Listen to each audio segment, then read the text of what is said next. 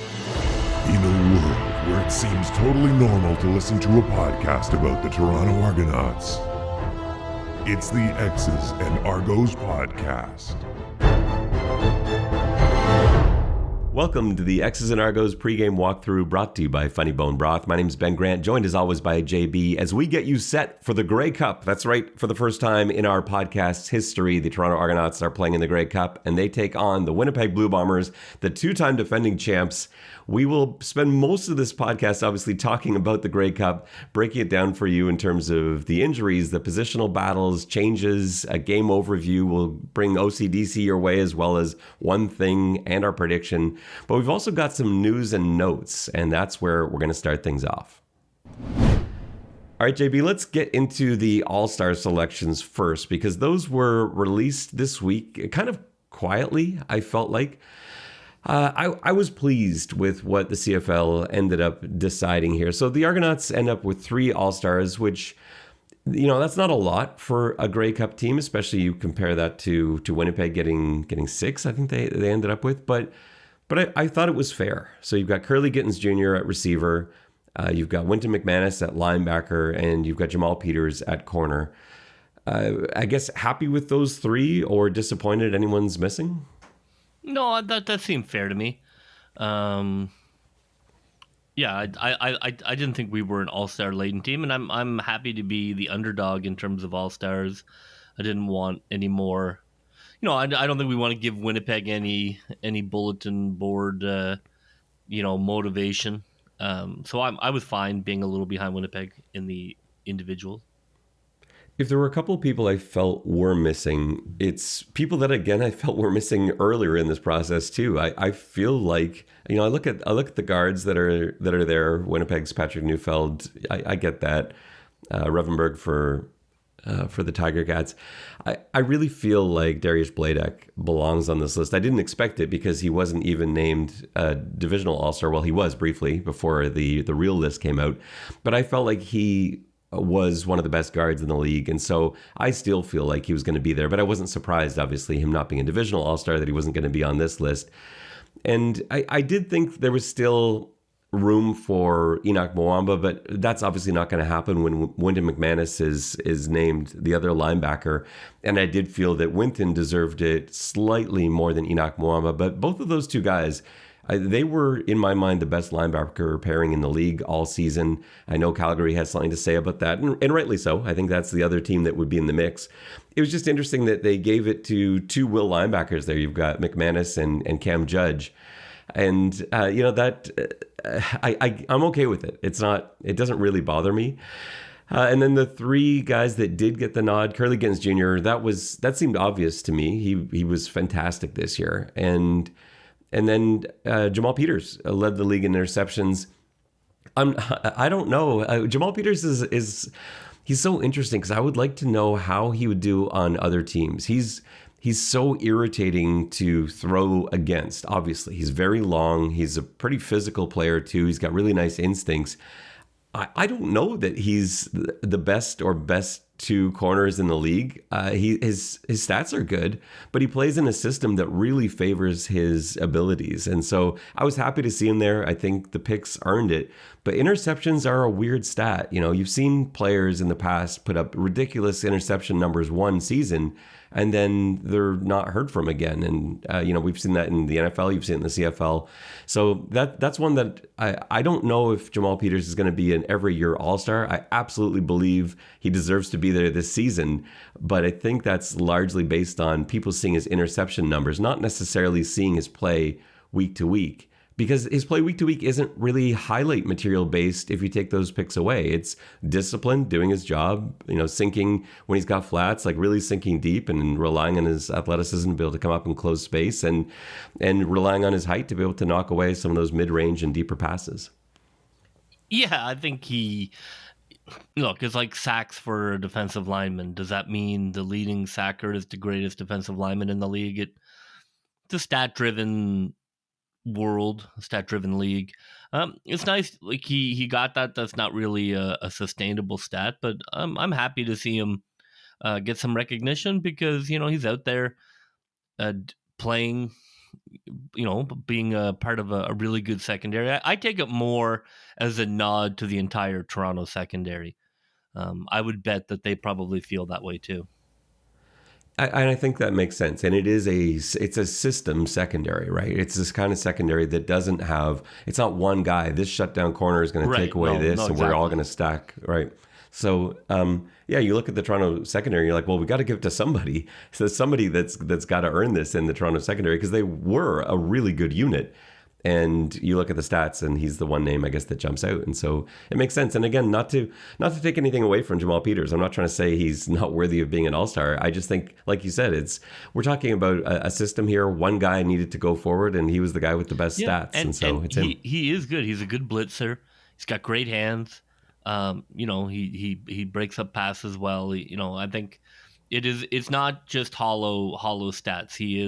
He is a good defender, but without the interceptions, he probably doesn't get noticed. But that's not his fault. So it's nice to see him get it.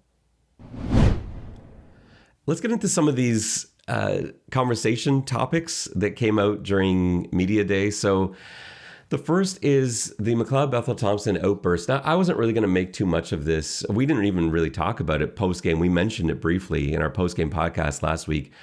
This occurred after a play in which Brandon Banks appeared to catch a ball on the sideline. He was sliding out of bounds as he secured the football. It was ruled incomplete. And Banks and McLeod Bethel Thompson were adamant about Coach Dinwiddie throwing the challenge flag on this. And we both believe Coach Dinwiddie was correct ultimately in not throwing the challenge flag, because while you can pause a still frame and see Banks with the ball in his hands and the knee down, it's a full blur of a frame. It's not the kind of play that gets overturned. I never see plays like that get overturned. If it had been called a catch, it would have remained a catch as well. And Coach Dinwiddie's been burned on that so many times this season. And he does listen to his players a lot of the time and takes them up on that. And he's lost. He's got a terrible record with regards to challenges this year. And I thought that was the correct call not to challenge this, even with that still shot that shows it as a catch. It's too close. And so it wasn't going to get it overturned. But McLeod Bethel Thompson, I guess, got very animated on the sideline. He had to be held back by his quarterback's coach. It was brought up today.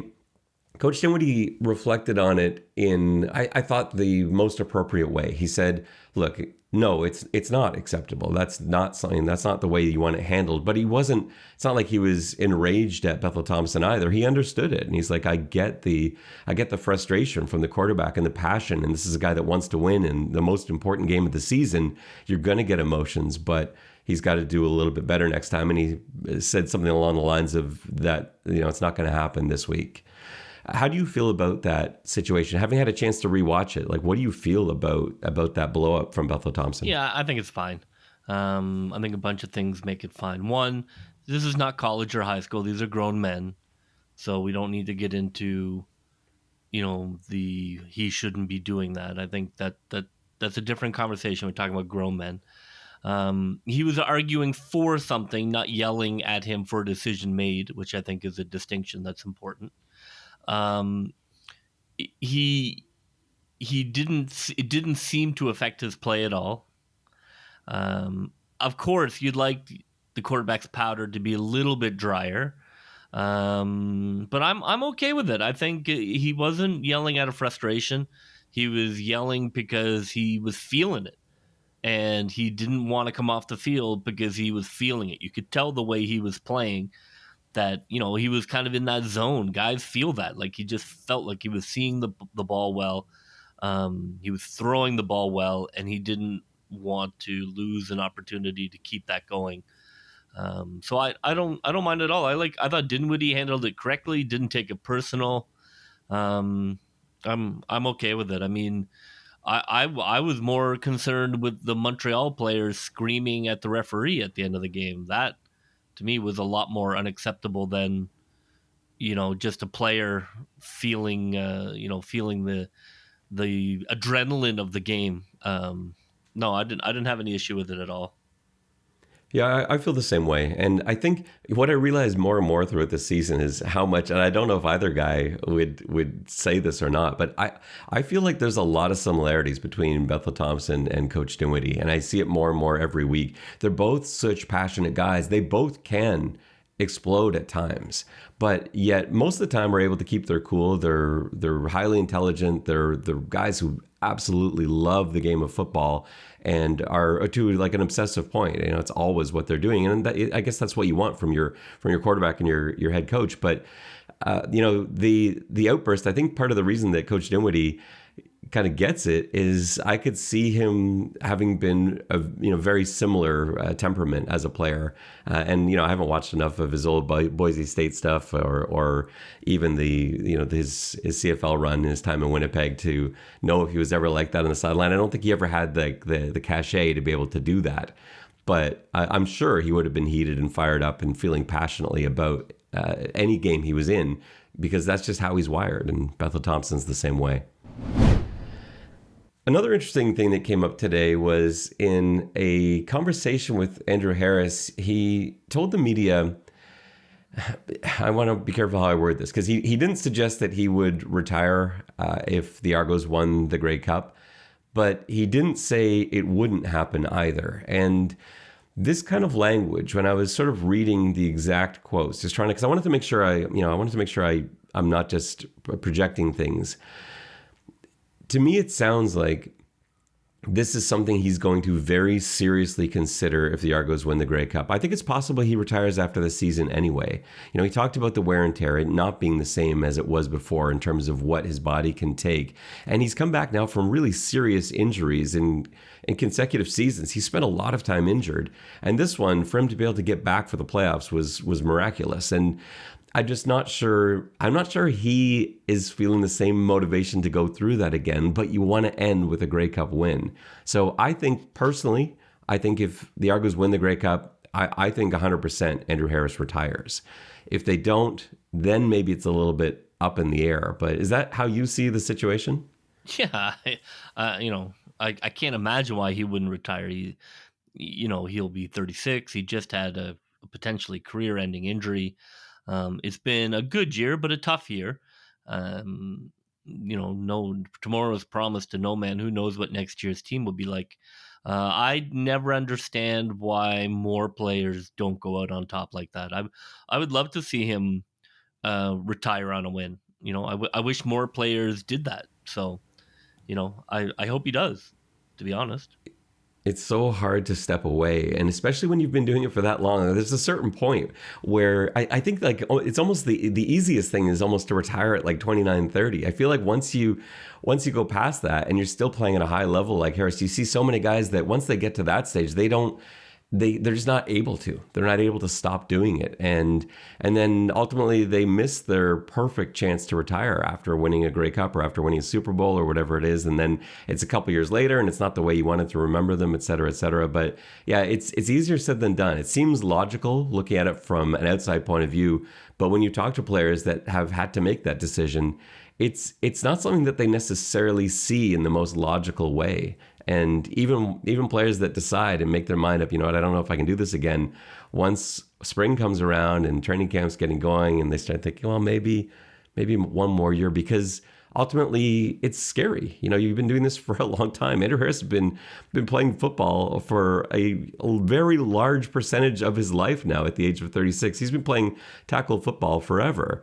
And to walk away from that is not easy, although he did suggest, and this I thought was a really interesting takeaway, he did suggest there was room for maybe coaching in his future. And that is, I think, what might lead to him making the right decision here, is that it's not saying goodbye to football. There will be opportunities for him as a football coach. And he talked about the opportunity this year to kind of almost get like an internship, being able to work a little bit as a coach through his injury, because he's doing rehab and he's helping out where he can. You're still able to help players out and almost turn into an assistant coach. So I think that might be what leads him to make the decision to retire. I think the Argos win, he looks at maybe shifting his career from playing to coaching, and I think that that would be just perfect for him. Yeah, it's Juggernaut's time.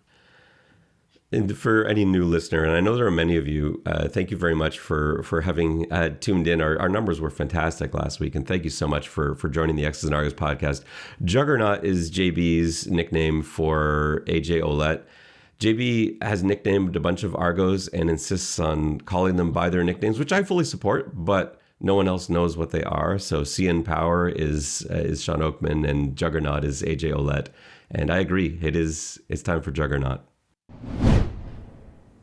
JB, this is a weird stat I don't know what to do with, and I know exactly the way you're going to think of this, and it's probably correct. Mm-hmm. Looking at the history of Toronto-Winnipeg Grey Cups and how much it matters. All right, so the Argos are 6-0 against the Blue Bombers in Grey Cups, but the most recent was 72 years ago in 1950 in the Mud Bowl. Obviously, we're not only talking about different players and different people involved. 72 years, this is an entire different era. However, I'm going to suggest that statistics like that aren't irrelevant, and I'll tell you why in a second, and you'll tell me how ridiculous it is, and probably be right, but I'm going to hang on to this.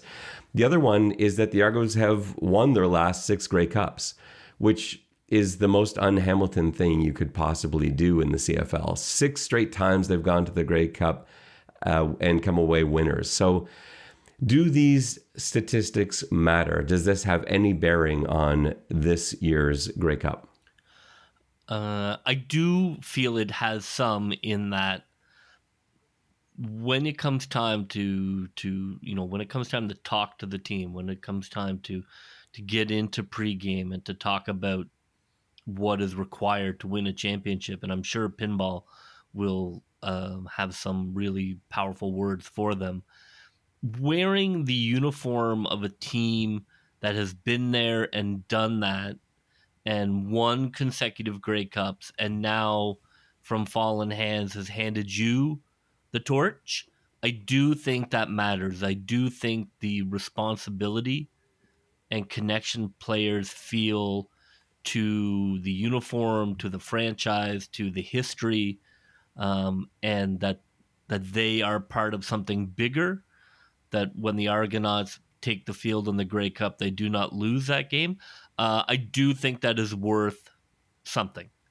It's not worth everything, but I do think that there's just no chance the juice that Pinball is going to deliver, which will resonate because of his Grey Cup, says an Argo. There's just no chance that doesn't have an impact on that first quarter. I'm surprised to hear you say that. I really expected you to just say no, and then we'd move on. That's exactly what I feel. I think it does matter.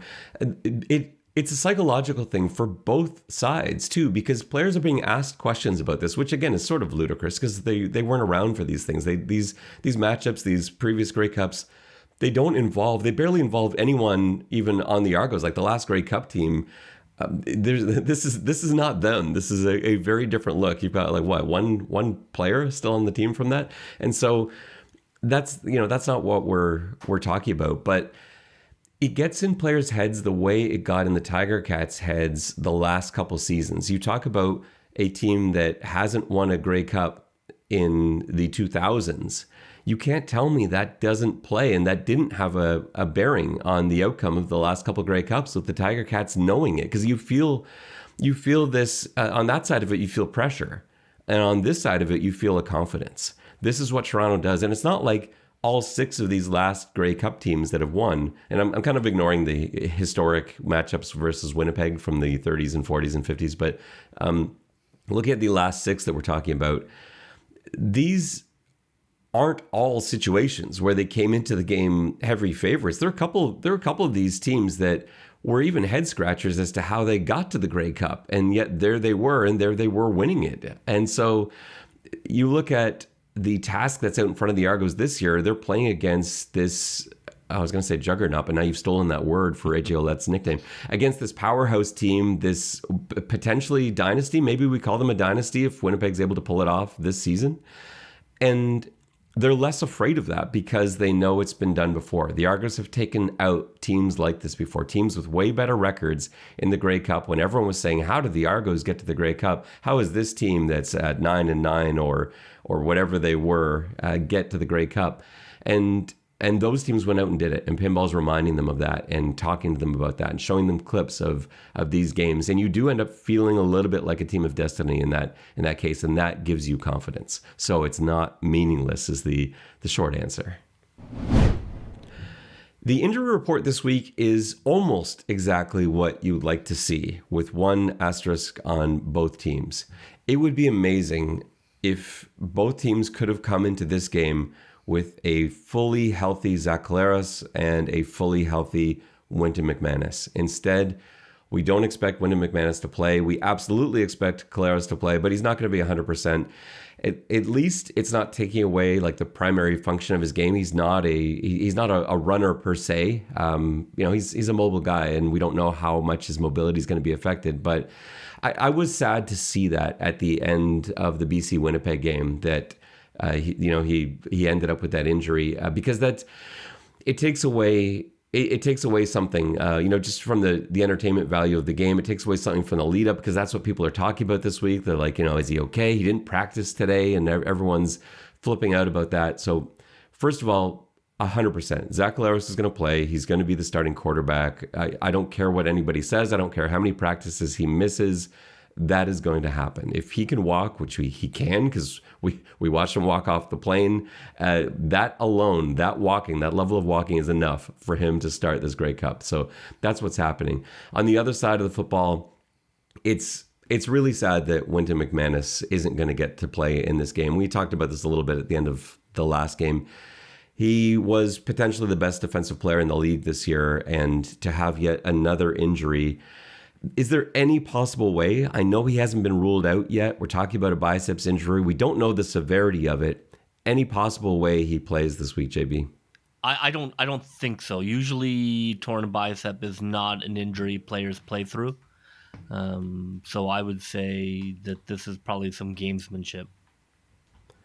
I feel like that too. I think, again, we don't know the severity of it. Maybe they got really lucky, and I'm sure we'll learn about this a little bit more soon, but maybe they got really lucky and it's something much more minor than they thought. I just don't see it. And I think if it were something much more minor, like the type of injury we're talking about, and with Coach Dinwiddie telling us after the game last week that he felt it was probably a torn bicep, then there's just not a lot of other things that can be. It's just now we're talking about severity.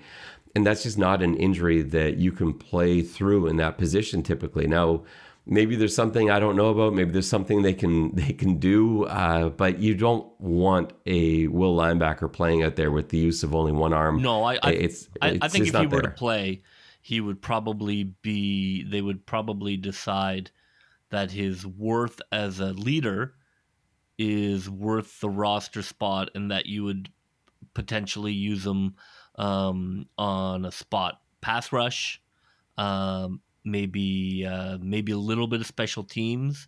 I think if you were to do it, you'd probably only play 10 plays. Yeah, and I just don't think they have the flexibility. We saw how hard it was to put together the 45 last week. Like, we sat down and spent ages on it and didn't come up with a roster that we felt fully happy with. You can't. I just don't think you can do that. You've got these guys sitting ready to come in. Like, don't forget, on the defense, not only has Jonathan Jones stepped in and played extremely well for Wynton McManus, and yes, there's a bit of a drop-off, but he still played extremely well. Don't forget, they've still got, like, the MAC Defensive Player of the Year sitting on... He's not even sitting on the bench. He's not even dressed. They've got the two-time Missouri Valley Conference Defensive Player of the Year not dressed. So they've got an extreme amount of talent that isn't even dressing for games yet. There are so many guys. I'm talking about Jared Brickman and Ali Fayed, actually in the reverse order of that. And either one of those two guys could come in and immediately contribute if you're looking to dress another American player. So I just don't think they have that luxury. I think you end up going, unless the injury is just nowhere close to what you and I think it is, I just don't see any way you can dress him. I think he's on the sideline and he becomes an inspirational leader that way. And I think that is just a far better use of a roster spot. We have to start wondering if there is any change that's going to be made to this depth chart other than McManus. You've now got another week with healthy guys that we know to be very gifted football players. JB, are you at all thinking about making a change for players like like Eric Rogers, putting him in the game, who right. was a Like healthy scratch. I think Rogers in for Phillips is one that has been bandied about that I could see. I know he's only, it really would just depend on his relationship with McLeod, and I would think whether McLeod likes throwing to him or not, because they've had so little time together. But I think that's a conversation. Um, do you let Beatty punt?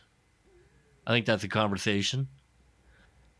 Oh, I don't think that's a conversation No, at I know all. you love Haggerty unreservedly, but He led the league in punting average. He had 48 yards not in the per Eastern punt. final. He didn't. I know he had now, but again, I think that was a psychological thing because he's Oh, been told to keep. so you don't think the Grey Cup is going to have any psychological pressure? I get that argument, but I think watching himself last week and be like, oh man, like I'm trying to, here I am trying to kick it away from Worthy. It's just it's a conversation to have. Yeah, I don't know. I don't think that is a conversation at all. I know like Beatty had one game this year where he took over the punting duties and he was really good, but I just don't think It would be pretty bold. I grant you, it would be pretty bold.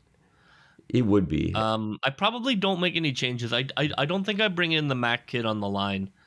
I don't think this is a pass rush game. I think this is going to be a hammer and wall game in the trenches. And I think maybe you bring another defensive lineman in, but I think it's going to be very physical. If you watch that BC game, depending on what Winnipeg does, they like the power run. I don't see an undersized pass rusher being the thing. Yeah, I tend to agree with you there, but that's what might make that's what might make Brinkman kind of an attractive option there, because he's a pretty big dude and he can shut down the middle. So if you're going to go with one of those two guys, I like Fayed though. I like what I've seen from him. I like his quickness. I know it's not that style of game, and we'll get into that in a little bit, but I think those are probably, if you're going to see any changes, that's where it's going to be. Any chance we see any of the two healthy linemen now? The East Division All-Star center from last year, Peter Nicastro, who's now has been practicing for a couple weeks now, or Isaiah Cage, who was a healthy scratch last week, who may be on paper one of their, or if not the best offensive lineman. Yeah, no, I know. I mean, it's bonkers. I don't think so. I thought the line played really well. In a vacuum, yes, but with the Canadian American issues and how well the line played against Montreal, I wouldn't touch it. Yeah, I agree with you, but I feel weird about it because I feel like Peter Nicastro is an excellent offensive lineman. Isaiah Cage is an excellent offensive lineman. It seems so strange to me that they're probably not even going to be dressed, I wouldn't think. And I don't know what to do with that. I don't know how to get him in if you take McKellar out. I don't know how you balance that. I don't know where you get another Canadian. Yeah, I don't feel... I think for sure McKellar comes out and Cage goes in. I just don't know how you get away with that. Yeah, I don't think there's any way to do it. Like you, especially Isaiah Cage, because you have to bring out an American somewhere, and unless it's not like they're going to replace McManus's spot with another offensive lineman in dress 8. I just don't see that being a thing either. So, yeah, I don't know. We wrestled with this last week. It'd be interesting. I mean, they might want to. They might want to. Maybe they do. Maybe they like the 8 and they bring in Cage. It's a lot. I mean, look, we've talked about how great McKellar's been, but this is the Grey Cup. This is not the place for rookie offensive linemen. But it's not like he's going to be out there on the field. Like he's not going to be playing much. First in. Yeah, I guess so. I bet you that's a conversation if McManus comes out, maybe. All right, let's go through a position by position breakdown, looking at these two teams and see who has the advantage. I think both you and I agree that in almost every way, when you look at this, Winnipeg has to be considered the better team, and there's a reason they're the favorite in this matchup. I don't think there's much doubt about that. It doesn't mean that the game has been decided, but I don't think there's much doubt about that. Now, Let's look, though, at a position-by-position breakdown, because I think that tells us a little bit about where the opportunities are for the Argonauts. So let's start on offense. You've got quarterbacks to begin with. Zach Collaros, McLeod Bethel-Thompson. You're with me, I think, in that you have to give that to Zach Collaros. As much as Bethel-Thompson has played his best game of the season. No, I don't think so. Interesting. Not the Zach Collaros I saw play against British Columbia. I didn't think he looked particularly good at all in that game. I think McLeod has been better the last 5 games of the season. I would give the edge to McLeod in terms of how he's playing right now at quarterback. Yeah, he's playing better than Collaros, and he doesn't have a bum wheel. I agree with you there. And I think if you are just looking at last week, there's no question. I think if you look at the entire season, I think Zach Collaros was clearly the best quarterback not named Nathan Rourke. But you're right. If we're just talking about recent. Yeah, we're talking about the game, right? Yeah, I know, but it doesn't always work like that. Like, guys can have good games here and there, and that doesn't mean that they're the better quarterback. McLeod Bethel-Thompson is capable of having a better game than Zach Collaros. There's no question. And we saw that from both of them last week. But I think if you're just saying which one of these two guys is better at his position, I don't think you can say McLeod Bethel-Thompson is a better quarterback than Zach Collaros as a whole. I'm not talking about whole. I'm talking about playing quarterback right now on Sunday. Who would I rather have? So if you were putting out a team on Sunday, yes, you would have McLeod Bethel-Thompson as your QB over Zach Collaros? Yeah, not over an imaginary Zach Collaros, over the current Zach Collaros who didn't practice today. Yes. Okay. All right. Interesting. I don't know. I don't think I'm there. I love McLeod Bethel-Thompson. I've defended him all season. I think his play has been great. I think Zach Collaros is a really special quarterback, and I think he's got to get the positional nod there. But I love that you're on a different page. I think that's really exciting. Actually, he did not look good in that BC. Look, he may come out. He didn't. He may come out and be a god among men, and I'll tip my hat. But I'm just saying he did not look like the dominant quarterback of the league in that BC game. It's true, and he's had a couple games like that though this year. Remember the game in Edmonton, and he looked brutal. Like, Collaros couldn't hit anybody in that game in Edmonton. They were lucky. He's good. I just give the nod to McLeod for Sunday. Running backs. Are you going with Oliveira and Augustine or our beloved, Juggernaut? Like our adopted son. I know, our fantasy backs. The master of mediocrity. So where are you going there? I can't go past. I can't go past Harris and AJ. No. Oliveira, who we loved in fantasy all year and nobody loved, looked good in the BC game. He looked fresh. He looked violent. He looked like Harris. So he's a problem. I don't know. Can we call that? Can we call pushes? I would call that a push. I don't think I could just give it to him and say he is better than AJ and Harris combined. But I would say it's. I promise that's my only push, but I'm going to say push. I think that's an easy win for the Argos. I don't think Oliveira is anywhere close to. I didn't think so either. That combo, like, because I think I would take AJ and Harris both, like, individually over Oliveira. I think they're both better than he is, and I just don't even see that as really being that tight. Like, Oliveira looks great, but he's running behind a very good run blocking offensive line that Winnipeg's got. I just think they're, Oliveira's good at pass protection, but so are AJ and Harris. I think Toronto's got the advantage there at running back. True, he is not as good at catching the ball as they are. Yeah, and then you've got that where they're such great receivers. I can see that. I'll stay with my push, but I can see that. Offensive line. This I like the Toronto offensive line. I think they've really performed well in the face of adversity all season long. I think the Winnipeg unit is slightly better. I think they are. Yeah, they've been more consistent. Now, let me put in a JB style caveat here, because you're talking about recently. Recently, the Argos offensive line has been run blocking better than any team in the league. You go back to when Ryan Hunter joined the offensive line, their numbers are mind-blowingly good.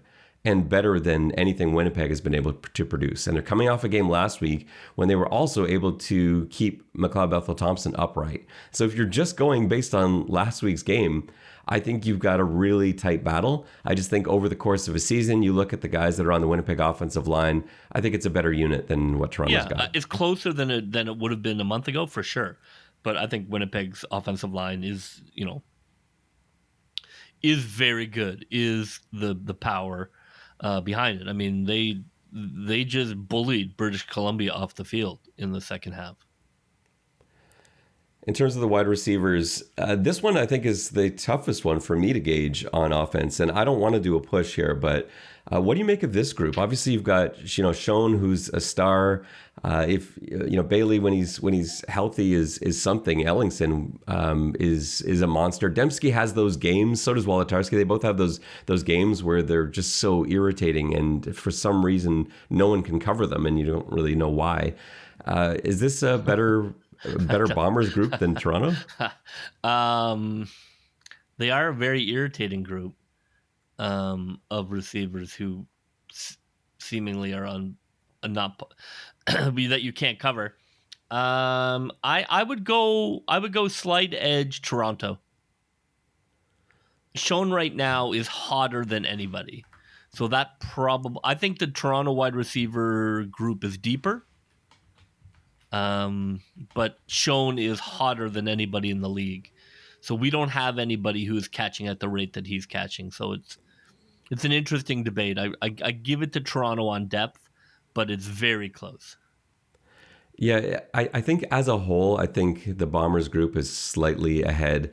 But again, you put them all up one-on-one and you say, well, is this receiver better than this receiver? When you look at just like what they can do, when you look at their measurables and stuff like that, the Toronto group to me looks better. But you just watch enough Winnipeg film as we've been doing this week. These guys are always open. They're always open. All of them are always open. Always and without being overly fast or anything like that, they're very good route runners, but it's more than that. They've just got a really good sense for where to sit. And they're always on the same page as their quarterback in that regard. So I'm just going to give them a slight edge in that category. Switching to the defensive side of the ball, this is where I do think Toronto has a little bit of an advantage positionally. Now, Winnipeg's defense is excellent, and I know you look at the defensive stats, they're better than Toronto's in a lot of ways, but I actually like Toronto's defensive players better than Winnipeg's. So let's start on the defensive line. This is a really tough one to call. I give the edge here to Winnipeg. I think Toronto's defensive line has played well and has gears where it can be great. I think the Winnipeg defensive line doesn't quite have the variance that we've seen in Toronto. Those guys have been there and done that and get pretty constant pressure. I would still go. They are getting a little older, as we all are, I suppose. But Winnipeg for me gets the nod at defensive line. I'm the same way. I feel that they can generate more pressure with a four-man rush than Toronto can.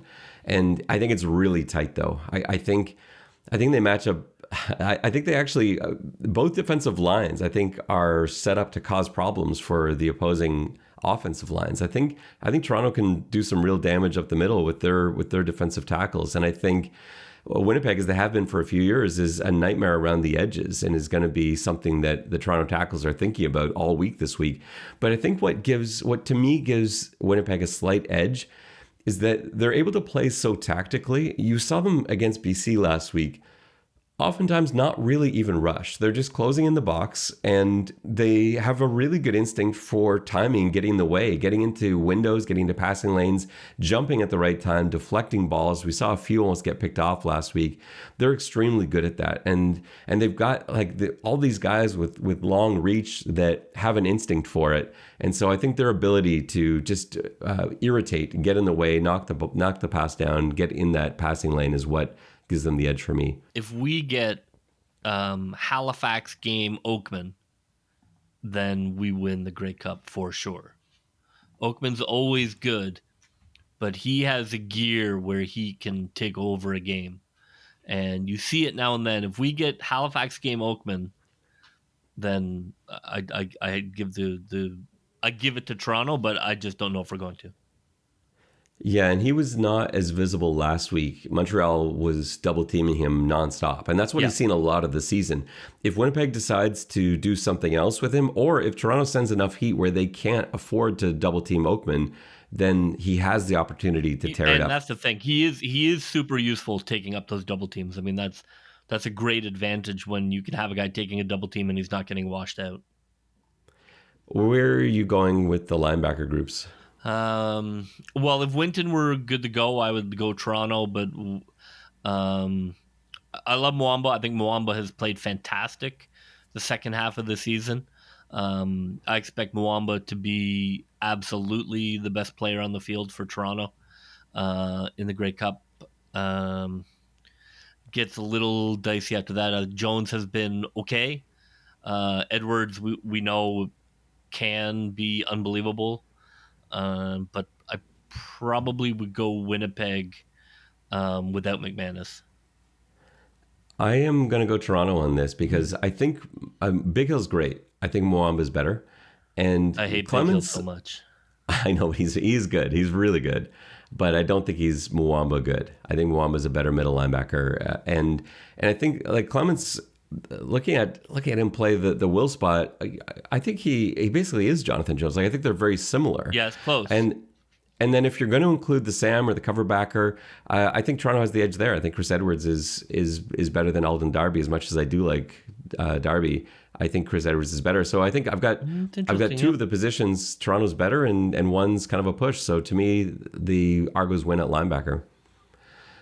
DBs is an easy one for me. I think this is a Toronto win. I think the Toronto DBs, I know the stats don't back it because of the style of defense they play. I would put Toronto's 5 DBs up against any team in the league. They're the most underrated positional group in the CFL.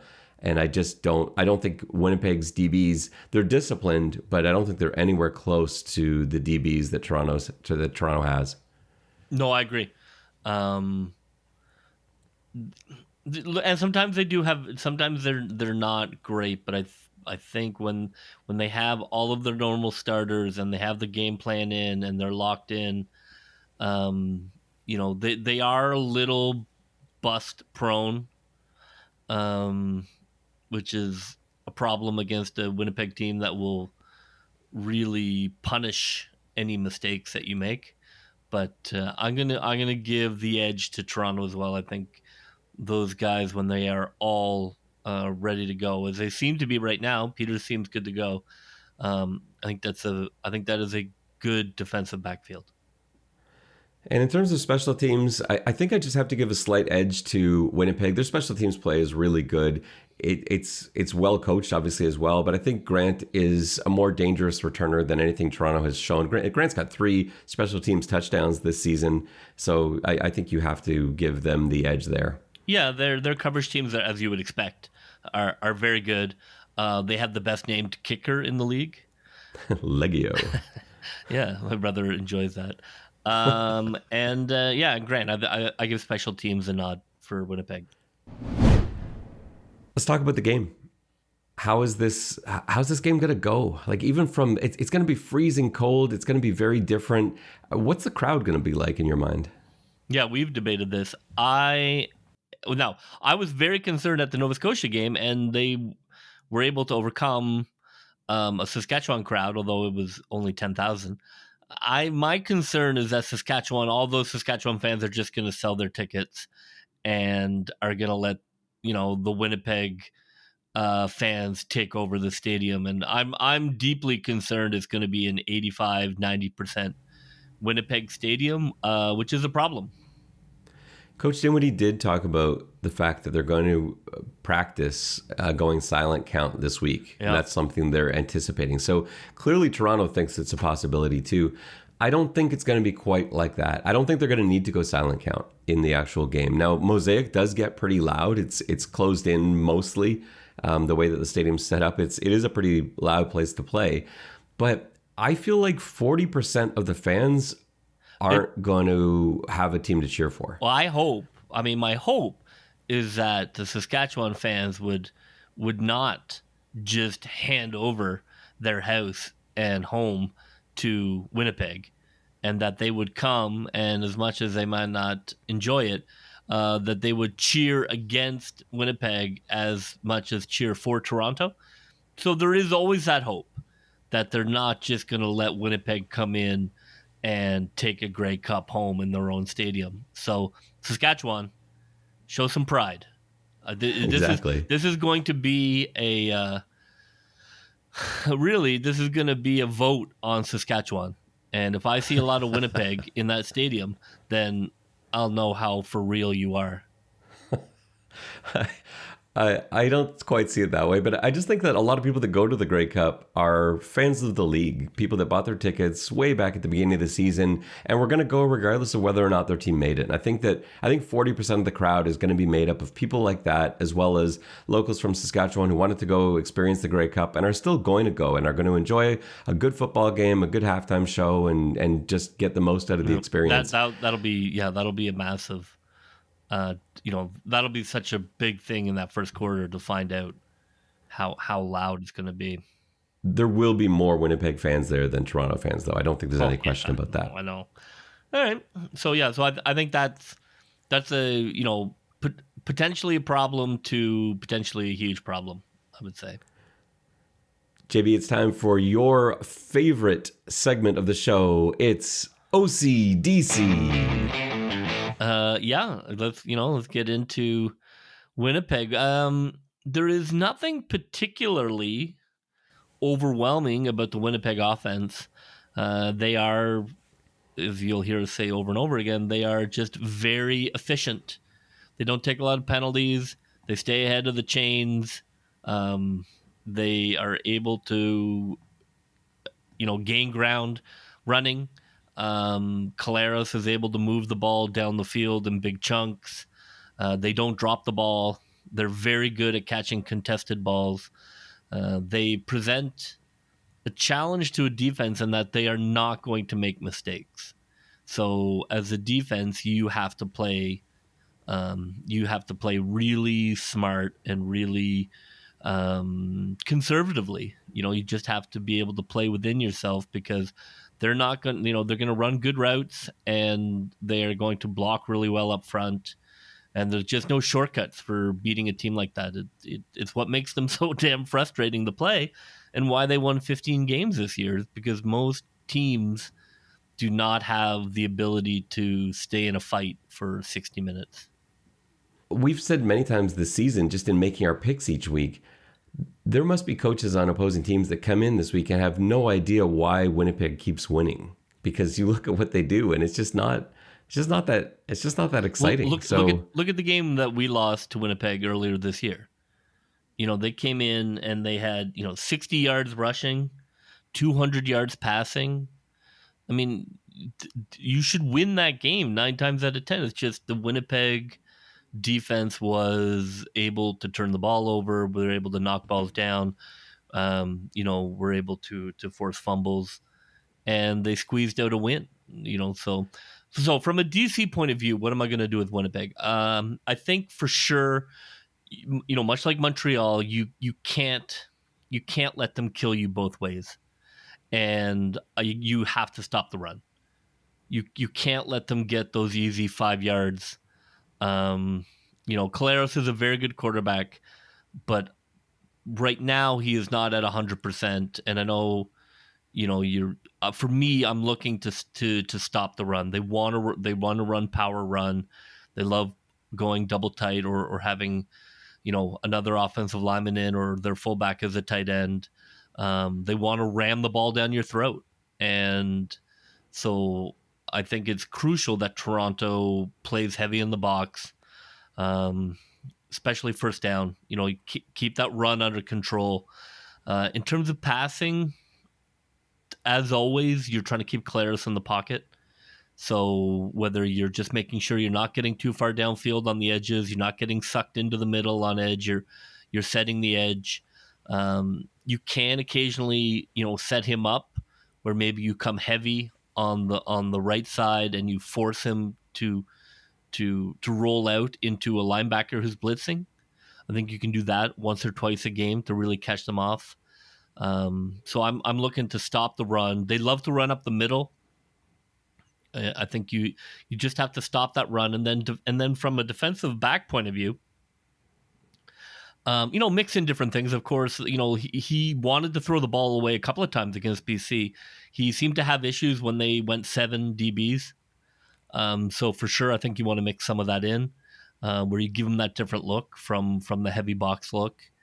They love digs. He loves digs. That's all he threw in that BC game. Everything was a dig. Everything was a dig or everything was a drag. He wants to throw it up the middle of the field. I think probably a single high look a lot of times, maybe rather than the split look. I prefer where you're looking to jump that stuff. He wants to throw those digs. Don't let him throw those digs, especially as shown. He's looking for him out of quads. You've got to identify him. I would even consider having a shadow on him, and really take him out. I know the other guys are fine and Dembski can be fine, but I would do everything I could to eliminate him. Whether you want to run a safety over him all the time or you want to just have a shadow, I would seriously consider doing that to take him, to take that weapon away and see if those other guys can beat you. Wolodarski catches 120 yards and then it wasn't meant to be, but you can't let Schoen beat you. I think you have to game plan to take him out, take away the middle run, take away those digs. And they love to run a lot of eye candy, a lot of motion, fake jet. You got fake draw, fake jet at the scene. It was like fake jet, fake draw, and then he throws the ball. You have to be really disciplined. And again, that's the word that'll keep coming up. You have to be really disciplined in your keys at what you're looking at. But they don't really have a jet threat. I know they run Dembski on it sometimes, and they just keep looking for that middle run. Take care of that middle run, and I think Collaros the ball is going to be there for picks. BC dropped a couple, just can't drop them. When you get a chance to catch that ball, take it. I think he's going to turn it over. I really do. I think that's there if you mix it up. And then my last thing would be when they're at the 50, they're 50. I'd love to see a little more pressure. Send a 5-man, 6-man. Especially second down when you're looking clear pass, passing down. Occasionally, I would send 6, and Collaros did not look like he could get away from the blitz. If you look earlier in the season in the Hamilton game where Hamilton beat him, they were all over Collaros. He couldn't get away from it, especially when they sent 5 or 6. So I would at least 3 or 4 times. Send 5 or 6 guys and really get after him, because I don't think he's quite the rollout monster that he has been in the past. But that's what I'm looking at for him. I think we've seen him kill teams with that rollout right, and then all those guys get open as they go into scramble rules. But yeah, I'm interested to see how limited he is, with the injured leg, to see if that does slow him down and does prevent him from rolling out. You know what I want to try and create? If I'm Coach Mace, I want to try and create situations where they're able to isolate Oakman on Jeff Gray on the left guard. And I feel like if you've got Mwamba sort of mugging, and even if you don't send him, you've just got him mugging right in front of the center, and you can isolate Oakman on Gray. I think there's some opportunities to win battles there. It's not like he's bad, but I think that would be a really tough one-on-one matchup for him. So things like that, it's going to be interesting to see what Coach Mace schemes up to try and take advantage of situations where I do feel like Toronto sometimes has the better athlete. Can you make it work to your advantage? Oliveira is really good at pass pro. You do run into that for sure. That's where I think I'm probably more prone to not blitz unless I'm sending 6. So I wouldn't do it very often. But a couple of times when I go, I'm sending the whole band, and then it doesn't matter, with the pass pro, you're going to get there. Let's shift to the offensive side of the ball. And much like you said off the top, you look at the last time these two teams played, Toronto's offense did anything they wanted to. McLeod Bethel-Thompson throws for 315. Andrew Harris runs for 111. They had every opportunity, but the offense just kept shooting themselves in the foot. Bethel-Thompson threw 2 terrible interceptions. There was a fumble at the Winnipeg 1-yard line, which probably should have been ruled an interception, but it was ruled a fumble. And then, of course, the special teams, they missed the extra point at the end of the game that would have sent it into overtime. But they got down 17-0 on mistakes. And that's exactly what we've talked about this whole episode is Toronto just can't afford to make mistakes. They can't get behind early. And I think you do this by not being too aggressive. I don't actually want to see aggressiveness on the offense for Toronto.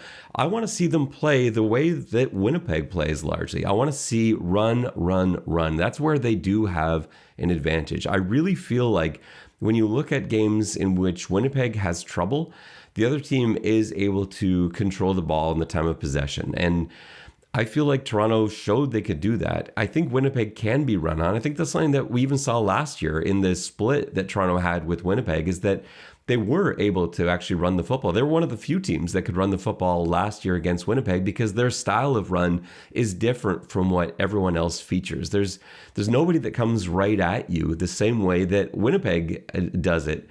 And Toronto's the only team that can actually match that. And so primarily that's what I want to see. However, it's hard to do it out of your traditional 5-wide set. Winnipeg's really good at that. Between Big Hill and the 4 defensive linemen, it's very tough with a single back look, especially out of the gun where you know almost immediately where it's going to run. And so I think you got to have backfield action. I think they're going to have to make use of those jets. And I think showing them a lot last week is going to serve to be a bit of an advantage. I wouldn't hesitate in bringing in extra linemen too. Toronto, we've talked about how they've got such a great stable of linemen sitting on the bench and not even dressed. Use them. Have eligible linemen that are in there on the end of your line or sort of serving as wings like we've seen other teams do. Winnipeg spent the whole game doing it versus BC. Right. And I think what that forces is you like Winnipeg's defensive personnel, force them to change that up. Force them to take off one of their DBs that they love so much and put in somebody that isn't getting that typical starter time. Force them to change up their groupings. But you can't do it if you fall behind early, and you can't do it if you're not succeeding. And so you've just got to come out with that mindset. And this has to be preached all week to the offensive line, to the running backs, the whole team.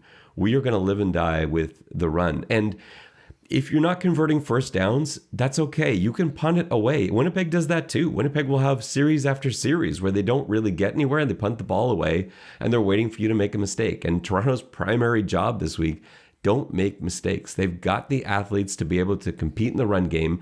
And then once that starts working, now you play off that a little bit. What has Winnipeg had trouble with against Toronto? RPOs, for one. I think you bring those in for sure, those glance routes coming in from the slot, because you do have to commit. If you're Big Hill, you do commit. You see play action, he'll come flying in because they don't blitz a ton. You look at BC in that BC Winnipeg game.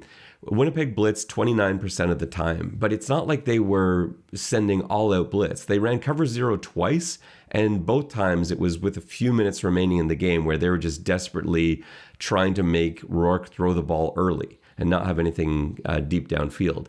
But aside from those two cover zeros, those two 7-man blitzes, you had 5 5-man blitzes, 7 6-man blitzes in certain situations. So it's not like they never come.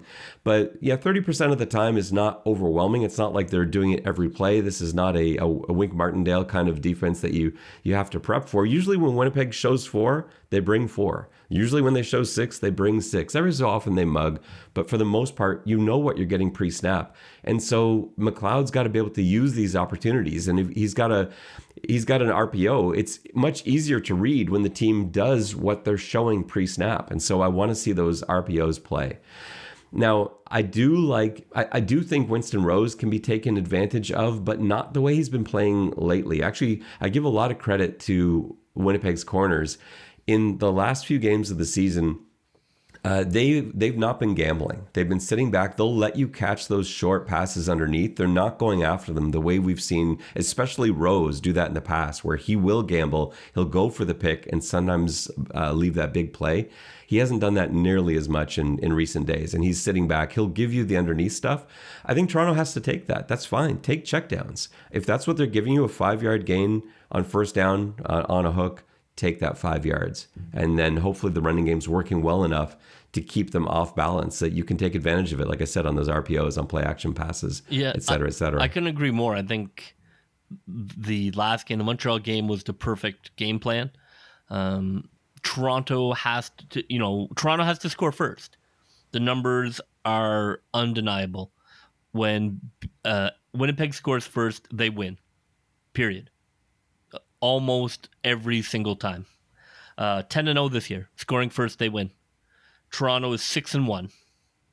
So, you're like, well, how can that possibly be causal, not correlation, yada, yada, yada. I don't know what to tell you. All I can tell you is the 3 games that Winnipeg lost this year, the other team scored first. Toronto has to score first, and Toronto has to be up at the half. And if they are, much like the Montreal game, they're going to win the game. When we were talking earlier, you told me you would take the ball if you won the toss. 1,000% I'd take the ball. I hate that. No, take the ball. Go get that score, because if you don't, and Winnipeg takes it and they go down the field and they throw a touchdown to Schoen, then you can just light your Argo championship sweatshirt on fire. So I don't want that. We're in this. We are the underdog. We are not equals. We are the underdog. So we are throwing the kitchen sink at these guys, which means we're taking the ball and we're going to go down and we're going to score. We're going to punch the champ in the mouth. I think instead you just play smart and you play the odds, you play the percentages. Scared money don't make money.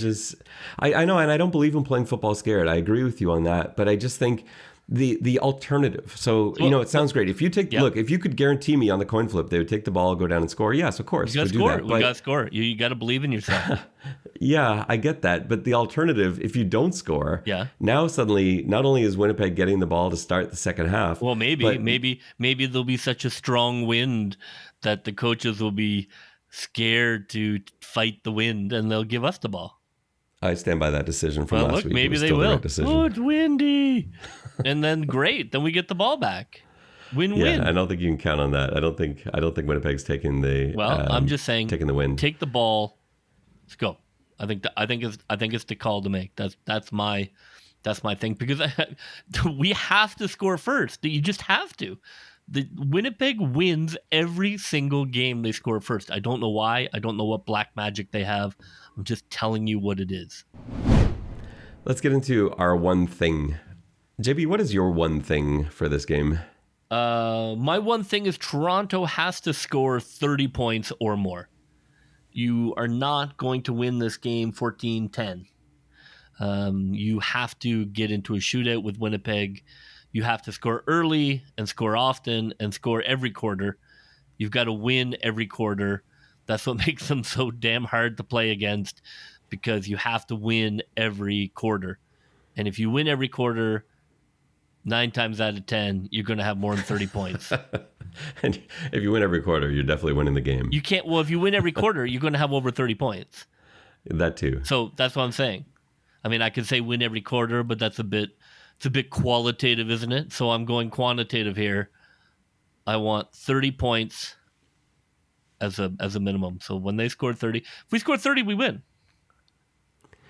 My one thing is I want to see a first possession touchdown. Now, unlike you, I don't think it has to be that you take ball, like I said. But I think the first time you get the ball, you got to score a touchdown. I think that is big. You saw it last week, how that built this sort of momentum that Toronto had in that game. They had a great opening drive. They scored a touchdown on their opening drive. The team was fired up, and the offense couldn't be stopped after that. This is a pretty emotional team, and we've seen them struggle early on, and that affects them for the entire game. They need a really good opening drive, put 7 points on the board, and I think they're going to be able to hang in here with Winnipeg all the way. I want to see Toronto not wearing any jackets on the sideline. That stuff doesn't matter. That doesn't mean anything. I want them all wearing jackets and sweaters. No jackets. No, wear lots of layers. We're not some dome team that went kayaking the day before. Okay, we can roll with Winnipeg. We're not scared of your prairie wind or your prairie cold. I don't want to see bare arms. I want them all to be wearing lots of sleeves and keep warm on the sideline. Don't be stupid. No. Stand in front of the heaters. Put on your coat when you get to the sideline. Only McLeod. Nobody else. That doesn't make any sense at all. JB, what's your prediction for this game? How is the 2022 Grey Cup going to end? Well, I had initially, way back when, picked them to beat Saskatchewan in Saskatchewan, which would have been delightful. But I got to see them beat Saskatchewan in Halifax, which is kind of a nice second place to that. I am going to choose. Make no mistake, the Toronto Argonauts are the underdog. If this were an NFL Super Bowl, I think they would be a 7-point underdog. Statistically, Winnipeg is better in almost every single category than Toronto, but I think that Toronto is peaking. I think Toronto is feeling more confident than they have felt all season in their coaches and each other. And I think your Toronto Argonauts are going to win 35-31. I hope so. I hope your prediction comes true, and that sounds like it would be a pretty exciting game. I don't see it going that way, just logically, and I know I've been on the Argos since the beginning. Back in April, I predicted a Toronto-Winnipeg Grey Cup, and I predicted Toronto winning. I thought both seasons would go a little differently. I thought Toronto would kind of run away with the East a little bit. I thought Winnipeg would struggle, and I actually thought Winnipeg wouldn't have been the favorites to even get to the Grey Cup, but would have found their way there. Instead, we've had a very different path to the Grey Cup than I first saw back in the spring.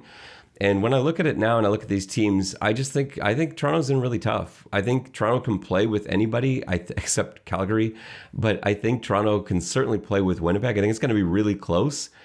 I just think the added experience is going to be what does it here. And I think it's just so hard not to make any mistakes. And as exciting as Toronto can be, and they can do some amazing things, they do make mistakes. And I think one of those mistakes ends up costing them. I think this ends up as a 27-24 Winnipeg win. I hope I'm wrong. It's going to be a lot more fun to do a post-game podcast as the Toronto Argonauts are Grey Cup champions.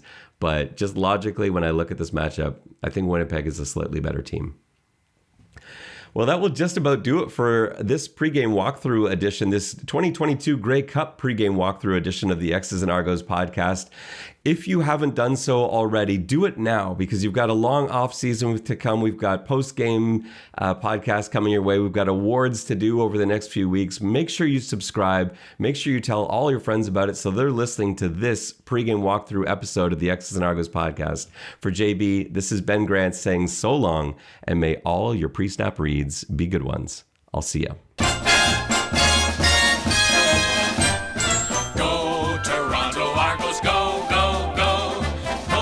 Together, fight the foe.